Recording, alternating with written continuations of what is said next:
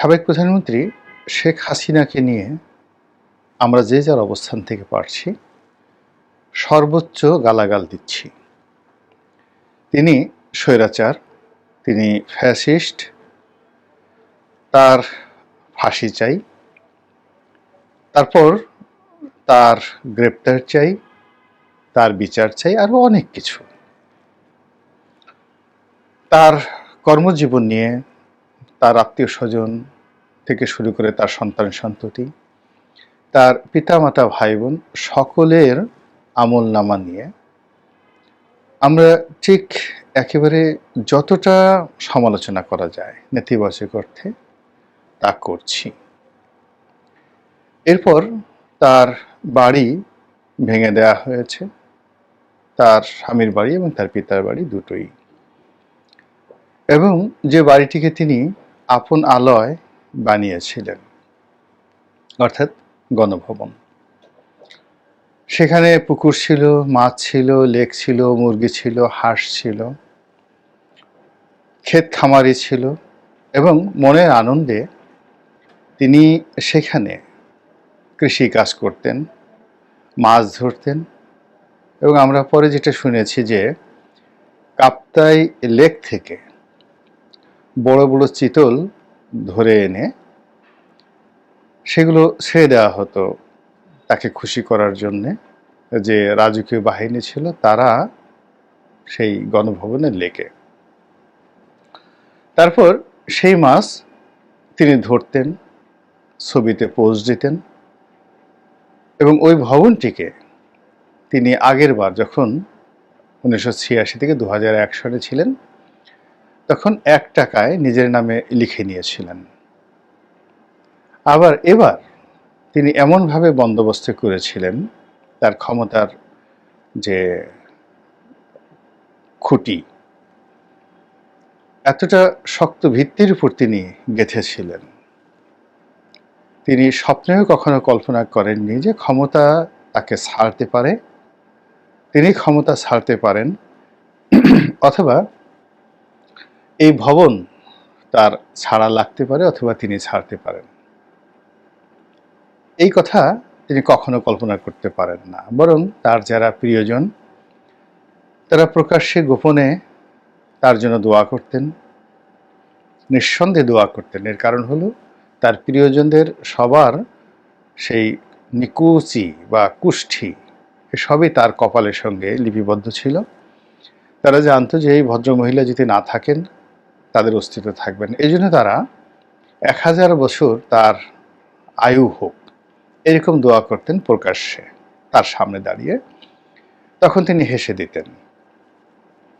তারপর তার সামনে এমন সব স্বপ্ন দেখাতেন, এমন সব পরিকল্পনা উপস্থাপিত হতো যেটি অন্তত 50 বছর, আগামী 50 বছর লাগবে। তাকে স্বপ্ন দেখানো হতো 2041 সন পর্যন্ত তিনি ক্ষমতায় থাকবেন। তিনি মাঝে মধ্যে বলতেন যে আমার তো বয়স হয়েছে, তোমরা বিকল্প মানুষ দেখো, আমি কি সারা জীবন থাকব? আবার তিনি মাঝে মধ্যেই খুব হতাশাগ্রস্ত হয়ে পড়তেন যে তার অবর্তমানে এই দেশ কে চালাবে। তিনি বিএনপিকে উদ্দেশ্য করে বলতেন যে তোমরা যে এত লাফালাফি করছো, তোমাদের দলে প্রধানমন্ত্রী হবে কে? প্রধানমন্ত্রী হওয়ার মতো কোনো যোগ্যতামূলক লোক কি তোমাদের দলে আছে? এরকম একেবারে আরব্য রজনীর মতো কমনীয়, মোহনীয়, অ্যাডভেঞ্চারাস জীবন শেখ হাসিনা একেবারে 2024 সনের আগস্ট মাসের 5 তারিখ পর্যন্ত তিনি যাপন করে গেছেন।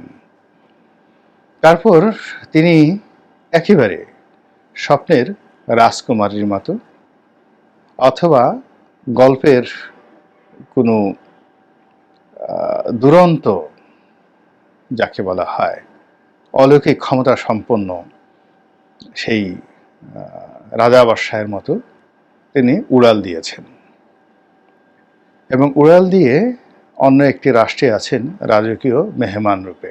আমরা বলছি পালিয়ে গেছেন, আমরা বলছি তোমাকে ধরে নিয়ে আসবো, আমরা বলছি তোমাকে শেষ করে দেব, আমরা বলছি তোমার কি লজ্জা শরম কিছু নেই, তুমি পালিয়ে গেছো, তারপর ওখানে বসে তুমি পুটুর পুটুর করছো, কথাবার্তা বলছো, এগুলো সবই আমাদের ব্যক্তিগত কথা।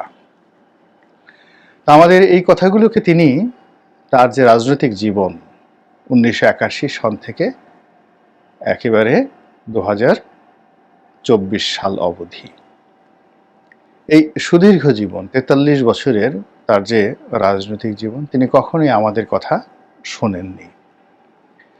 তিনি 1981 সনে যেমন ছিলেন, আবার 2025 সনে আজকের দিন পর্যন্ত তেমনই আছেন। তিনি গ্রেনেড হামলায় আহত হওয়ার পর যখন স্তব্ধ হয়ে গিয়েছিলেন, কান বন্ধ হয়ে গেছিল, তখনও তার ঠোঁট যেভাবে চলেছিল, একইভাবে 2023 সনেও তার ঠোঁট অমনি ছিল, আর এখনও তার ঠোঁট, তার জিহ্বা একেবারে অনুরূপ সেভাবে আছে। তার শারীরিক শক্তি, তার বয়স এখন প্রায় 80 বছর।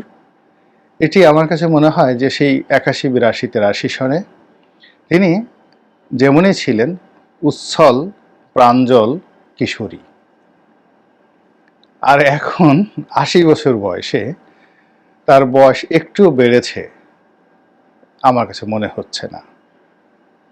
তার সেই যে উঁচু নাক, সেই যে দাম্ভিকতা, সেই যে হাস্যরস, অপরকে ভয় দেখানোর যে আনন্দ, সেটি তার এখনো আছে। এবং তিনি যে স্বপ্ন দেখতেন, সবসময় স্বপ্ন দেখতেন, সেই স্বপ্নবাস শেখ হাসিনার মৃত্যু হয়নি। তিনি ওখানে বসে এখনো স্বপ্ন দেখছেন আবার বাংলাদেশে আসবেন। তিনি তার লোকজনদেরকে বলছেন তালিকায় করো কারা কারা ছাত্রলীগ, আওয়ামী লীগ, যুবলীগ, যুব মহিলা লীগকে অপমান করছে। তিনি যে সমস্ত তার যে পাণ্ডব, যাদেরকে দেশের বাড়ি নিয়ে গেছেন, অথবা যারা দেশের বাইরে চলে গেছে, অথবা যারা বাংলাদেশের মধ্যে এখনো লুকিয়ে আছে, তাদের সকলের সঙ্গে তিনি যোগাযোগ রক্ষা করছেন। যেভাবে আগে দেশ চালিয়েছেন, দল চালিয়েছেন, আন্দোলন করেছেন, এবং এখন যে বিপর্যয়ের মধ্যে আছেন, এর চাইতে বহু বহু বিপর্যয় তার জীবনে এসেছে। আমরা আত্মতৃপ্তি লাভ করছি যে তিনি এখন ভীষণ রকম বিপদে আছেন, কিন্তু বাস্তবে না। তিনি এখন যে আরামে আছেন, এইরকম আরাম তার জীবনে কখনো হয়নি। যে অভিযোগ আমরা করছি, সে অভিযোগ যদি কিঞ্চিত সত্য হয়, তাহলে দেশে বিদেশের ব্যাংকে তার টাকা পয়সা, সোনা দানার কোনো অভাব নেই। আর নারী বলেন পুরুষ বলেন, টাকা যদি আপনার হাতে থাকে, অর্থ থাকে, 99.99% সমস্যা এমনিই আপনার জন্য সহজ হয়ে যায়। আপনি পৃথিবীর যে কোনো প্রান্তে থেকে আমেরিকার প্রেসিডেন্টকে দিয়ে আপনার পক্ষে বিবৃতি দেওয়াতে পারবেন, যদি আপনার টাকা থাকে। এই হলো টাকার ক্ষমতা, যেটি ওনার আছে। তো এত টাকা তার কোনোদিন ছিল না, তার বাবারও ছিল না, তার দাদারও ছিল না। তাহলে আপনি অভিযোগ করছেন তার টাকা আছে, তাহলে সে মন্দ থাকে কি করে? 2 নম্বরে তার শরীর ভালো, স্বাস্থ্য ভালো। 3 নম্বরে হলো যে তিনি এখন ভারতে আছেন। ইন্দিরা গান্ধীর জমানাতেও তিনি ভারতে ছিলেন, কিন্তু তখন তিনি একটা উদ্বাস্তু ভিক্ষুকের মতো ছিলেন, এবং রাষ্ট্র থেকে, ভারত রাষ্ট্র থেকে যে পরিমাণ অর্থ তার পরিবারের জন্য বরাদ্দ ছিল, তা দিয়ে তার সংসার চলত না। তো তিনি বলেছেন যে মোটা চালের ভাত তিনি খেতেন, আর তার স্বামীর জন্য চিকন চালের ভাত রান্না করতেন, এবং অনেক কাপড় চোপড় তাকে সেলাই করে পরতে হয়েছে। এবং এই ঘটনা সত্য, এই ঘটনা একেবারেই সত্য। কিন্তু ওনার তো এখন সেই অবস্থা নেই। উনি এখন প্রাসাদে আছেন, ভারত সরকারের রাজকীয় মেহমান রূপে তিনি রাজপ্রাসাদে আছেন, এবং ভারত সরকার তাকে ক্ষমতায় বসানোর জন্য তাদের সর্বশক্তি, অর্থাৎ সামরিক শক্তি, বুদ্ধিমত্তা, চাণক্যনীতি, অর্থনীতি, তারপর পুরো রাষ্ট্রের যে জিদ, এটি নিয়ে তার পক্ষে অবস্থান নিয়েছে। ইউনিট সরকারের অনুনয় বিনয় সত্ত্বেও এখনো পর্যন্ত ভারত সরকার তার সঙ্গে সম্পর্ক স্থাপন করার কোনো চেষ্টা করেনি।